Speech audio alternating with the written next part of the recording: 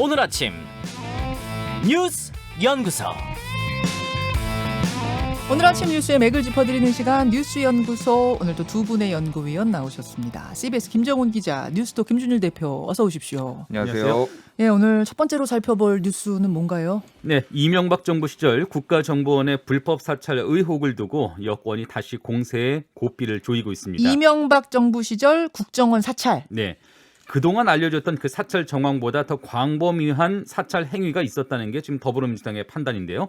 국회 정보위원장인 민주당 김경협 의원은 어제 그 18대 국회의원 전체 그리고 언론계, 법조계가 사찰 대상에 다 포함됐다. 문건에는 청와대 지시에 의해서라고 나와 있었다라고 밝혔습니다. 네네. 이낙연 대표도 이에 대해서 오래전 일이라 해도 결코 덮고 갈 수 없는 그 중대한 범죄라며 공세 수위를 높였고요. 반면에 국민의힘 공천관리위원장인 정진석 의원은 서슬퍼런 임기 초반에 적폐청산에도 드러나지 않던 문건이 선거 직전에 짠 하고 등장했다면서 이는 선거를 위한 정보기관의 정치 공작이라고 역공을 폈네요. 예, MB 정부 국정원의 사찰이라고 하면 이게 이제 10년도 더 된 일인데 네. 어떻게 재점화가 됐는가 배경부터 좀 보죠. 예, 이게 좀 히스토리를 좀 설명을 드려야 될 것 같아요. 네네. 2017년에 시민단체가 내놔라 내 파일이라는 시민단체가 결성이 돼요. 아, 내놓아라 내 파일. 내 파일. 이게 뭐냐면은 국정원, 그러니까 이명박 정부 국정원이 이미 민간인 사찰을 한 것이 많이 어느 정도 밝혀졌잖아요. 그렇죠. 그래서 그 피해자들이 구체적으로 어떤 내용을 했는지를 좀 보겠다라고 해서 정보 공개 청구를 합니다. 리스트는 알고 있는데 그 내용이 뭔지 구체적으로 보자. 그렇죠. 그래서 그 청구인 명단에는 광노현 전 서울시 교육감, 박재동 그 예전 한겨레 화백, 그리고 네. 이재명 경기지사, 예. 명진 스님, 그리고 어제 작고하셨죠 백기환 통일문제연구소장 뭐 이런 분들이 있었어요. 그래서 대법원이 지난해 11월에 사찰 정보 공개하라는 판결 내리고요. 올해 1월 20일에 지난달이죠. 네. 예. 63건을 국정원이 공개를 합니다. 예. 그리고 그 다음 날 JTBC가 그러니까 단독 보도라고 해요. 그래서 이명박 정부 당시 국정원이 여야 국회의원 전원에 뒷조사를 해달라는 요청을 받은 걸로 확인됐다 하면서 문건으로 이제 그거를 보도를 한 거예요. 그러니까 지난달에 나온 거예요, 이게 지금. 몇몇 유명인들 말고 예. 국회의원 전원 사찰을 주문했다. 그거를 사실. 이명박 청와대가 주문을 했다라는 게 지난 1월 21일에 JTBC가 보도를 하고 그런데 지난 8일에 SBS가 또 보도를 합니다. 국회의원 전원 사찰 한 1,000명 정도 사찰한 문건이 있다. 그리고 다음날 조간 이제 동아일보가 또 보도를 해요. 그러면서 이게 쟁점화되고 그때 민주당에서 이제 이거에 대해서 논평을 내고 그리고 일주일 뒤에 지금 이낙연 대표가 네. 이거에 대해서 좀 문제가 있다라고 하면서 지금 오늘 정보위원회에서 들여다보겠다 이런 맥락으로 흐른 거예요. 흘러가는 거군요. 그러면은 이제 네. 이게 뭐 이거를 좀 보자면은 네. 사실 이명박 정부에서 민간인 사찰하거나 국회의원 사찰한 게 한두 건이 아니었어요 지금까지. 사실 그 자체로는 놀랄 일은 아니에요. 다 알고 예, 있었으니까. 왜냐면 뭐 쭉 말씀드리면 이상득 의원 퇴진운동한 정두원 의원, 정태근 네. 의원 옛날에 사찰한 거, 네. 그리고 뭐 정세균 민주당 의원, 이성환 한나라당 의원 사찰, 뭐 최문순 지사, 안희정 충남지사 이런 사람 사찰한 거 다 지금까지 보도가 됐거든요. 예. 여기에는 이거는 근데 국회의원 전원을 사찰했다. 일부가 아니라 그리고 뭐 더 언론인 뭐 이런 사람까지 1,000명을 사찰했다라는 거라서 좀 규모가 커진 건데 네. 지금까지 이명박 국정원이 해왔던 행태를 봤을 때 능히 이러고도 남았을 것 같다라는 이제 짐작이 되는 거죠. 근데 이제 이것에 대해서 정치적으로 왜 이 시점에 지금 나왔느냐 이거에 대해서 이제 야당에서 문제를 삼고 있는 뭐 이런 정치 쟁점화되는 이런 그런 흐름이군요. 그런 예. 판이군요. 김정은 기자. 네, 근데 이 문제가 이를테면 뭐 국정원의 광폭 사찰 의혹으로도 불릴 수가 있고요. 다시 점화된 국정원의 광폭 사찰 의혹으로도 불릴 수가 있고 결과에 따라서는 국정원의 선거 개입 의혹으로도 불릴 수도 있습니다. 결과에 따라서는요. 이 후자인 이유는 지금 국정원의 고위 관계자가 한참 시간이 흐른 지금 또 하필 선거를 앞두고 언론에 무언가를 좀 흘렸다라는 의혹이 또 다른 일각에서는 또 제기하고 있기 때문인데요. 물론 저간의 사정이 있을 수가 있어서 지금 현재까지는 단언하기는 어렵습니다.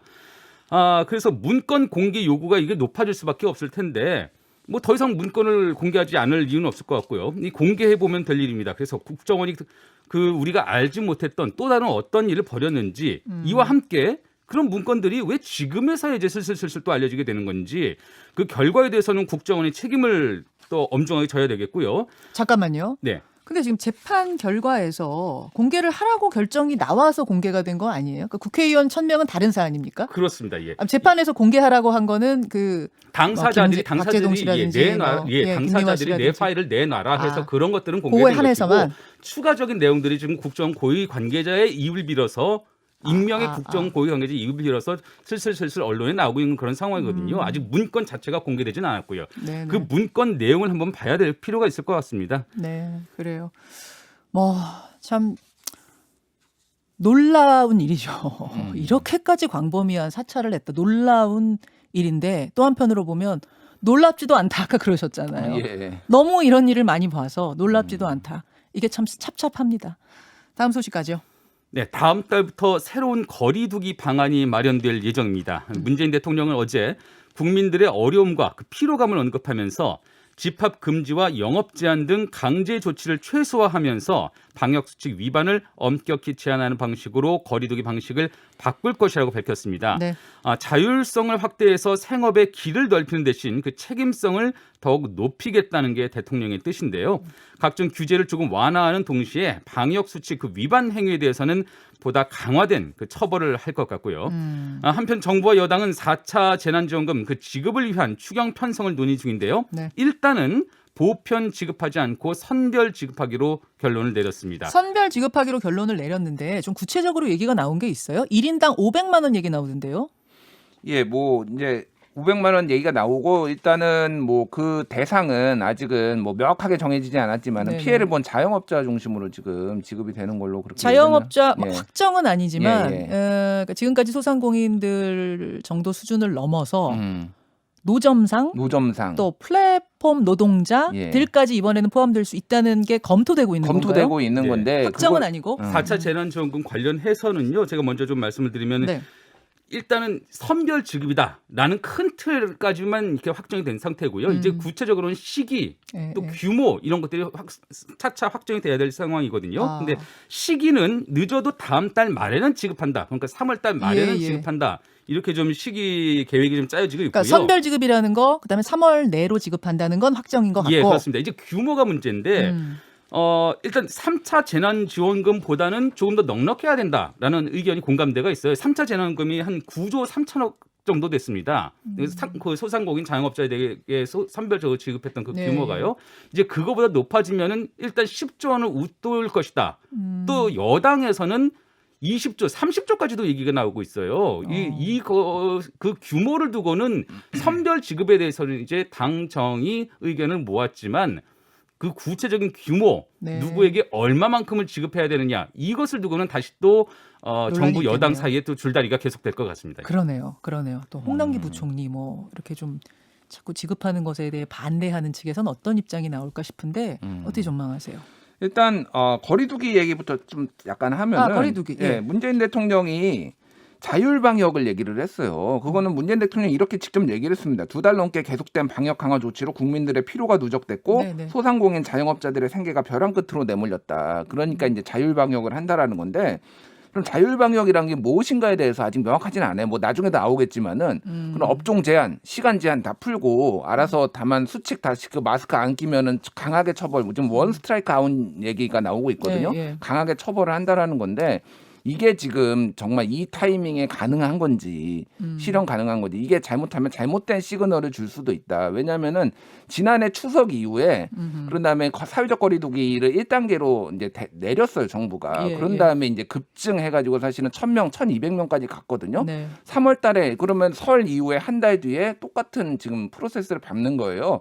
자율방역 그렇게 되면은 이게 또 폭증으로 4차 뭐 이제 더 이상으로 갈 수 있는 거 아닌지 이런 우려들이 전문가 우려도 있습니다만 예. 저는 이제 지난주에 서울의대 김은 교수 이분 이제 조직관리 이런 거 하시는 분인데 요분과의 인터뷰를 하면서 이쪽으로 방향을 정부가 잡고 있는 것인가? 이 생각을 잠깐 했었어요. 예. 그분이 뭐라고 했냐면 코로나가 백신이 접종이 시작된다고 하더라도 5년 본다.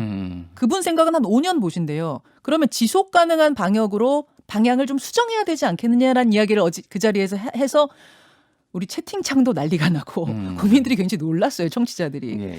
그랬는데 어제 문재인 대통령의 이 발언을 보면서 방향을 약간 수정하는 쪽으로 가고 있는 것인가? 예. 저는 좀 그런 생각이 들었는데 다만 사회적 거리두기를 어떻게 완화하겠다는 것인지에 대해서는 어제 나온 건 아니죠. 그렇죠. 예. 근데 어쨌든 자율방역이라는 거에서 운을 띄운 것이고 이게 예. 이제 어떻게 구현이 될지는 좀 봐야 되는데 말씀하셨듯이 이게 장기화된다라면 버틸 수 없다. 지금 자영업자들 아우성이거든요. 예, 예. 그래서 4차 재난지원금도 선별 지급하는 것도 어쨌든 살려야 된다. 자영업자들은 소상공인은 이런 초점이 좀 맞춰진 거고 규모도 그래서 1차 재난지원금이 전 국민을 했는데 14조 원이었거든요. 예, 근데 예. 그거보다 더 커질 수도 있다. 그러니까 더 두텁게 준다. 뭐 이런 아. 얘기들이 나오고 있는 거죠. 그 김윤 교수는 학교도 다 보내야 되고 뭐 저학년뿐만 아니라 다 보내야 된다. 이제 이런 주장도 했거든요. 구체적으로 어떤 식의 방향 전환이 나올지 그리고 그 시기가 지금은 맞는 것인가 이런 좀 세밀한 조율들은 반드시 전문가들이 다 머리를 모아서 지혜를 모아서 결정해야 될 것 같습니다. 세 번째로 가죠. 세월호 참사 당시에 제대로 조치를 취하지 않아서 승객들을 숨지게 한 혐의로 재판에 넘겨진 김석균 전 해양경찰청장 등 해경지휘부에게 어제 법원이 무죄를 선고했습니다. 1심이었죠? 네, 업무상 과실치사상 혐의로 기소된 김 전 청장 그리고 같은 혐의로 기소된 서해 해경청장을 비롯한 전현직 관계자 9명 모두가 면죄부를 받은 것인데요. 참사 당시 피고인들은 침몰이 임박해서 선장을 통해 즉시 퇴선 조치를 해야 할 상황으로 인식하기 어려웠다. 또 세월호 선원들이 승객들에게 아무 조치를 하지 않은 상황까지는 예상할 수 없었다고 보인다는 게 법원의 설명입니다.